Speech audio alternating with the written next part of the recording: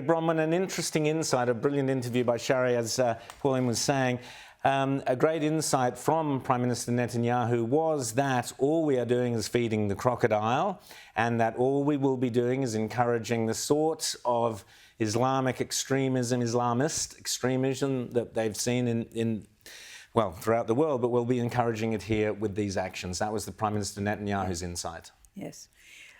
Never has a truer word been said than when he talked about violence coming to our streets. It's already here, Rowan. Violence is also words, and the words that come out of the so-called peaceful marches are violent, threatening death, calling for death. And he's quite right to say feeding the crocodile. I mean, just look at history. Go back to Clinton. He thought he'd stitched up a deal that was going to save this two-state solution. And the PLO and Yasser Arafat just walked away from it. He said it was the biggest failure of his presidency.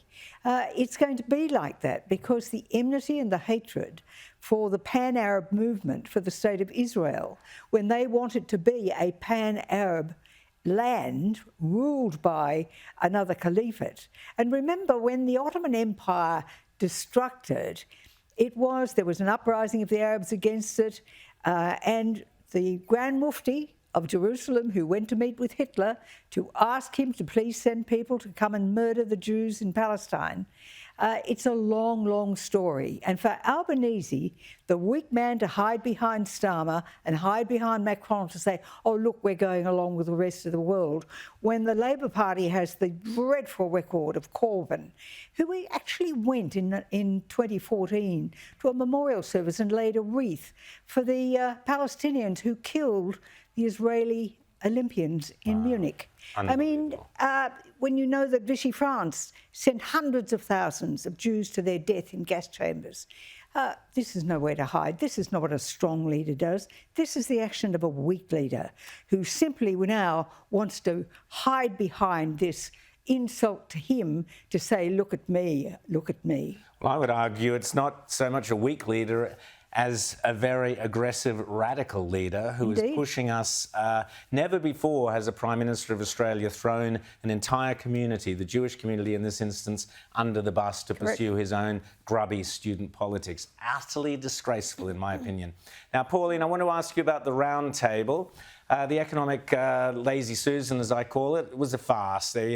Albanese banging on about renewables being the new industrial revolution. What a joke. In a way, the comparison is apt, except it's the wrong way round. Renewables are the Luddites, and the real industrial revolution is AI, which is going to demand huge amounts of cheap, reliable energy, which can only be produced with coal, gas or nuclear. Pauline, what did you make of the roundtable lazy Susan affair? I love that term, lazy Susan. You're so right.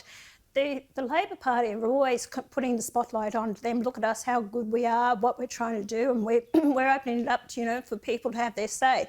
The unions, really, the ones that are pushing about the industrial relations, the government can't do anything without the unions there in the back pocket telling them what to do in their ear. A lot of these people that were there, Rowan, are actually lobbyists. They have an open door to the ministers and the Prime Minister constantly all the time. It was just putting a limelight on the Labor Party to make them look good in the eyes of the public. If they really had their finger on the pulse, you don't need to have the round table to look at the productivity of this nation, where it's going, and the decline of the standard of living of all Australians. Immigration, that's number one on the agenda. This climate change, net zero, that's driving up electricity prices. Industries, manufacturing going under. Why? Productivity has dropped from 8.9% to 5.1%. That's all losing it with jobs. And the farming sector, that's been destroyed. And of course, they're destroying the mining sector as well, closing down the coal mines and the gas exploration that's happening in the country. So if they really want to be fair dinkum about it, look in their own backyard and the policies they have brought in, that is destroying the productivity, but they don't want to. Absolutely. Brilliant. Both Bronwyn Bishop and Pauline Hanson there. Thank you so much to both of you.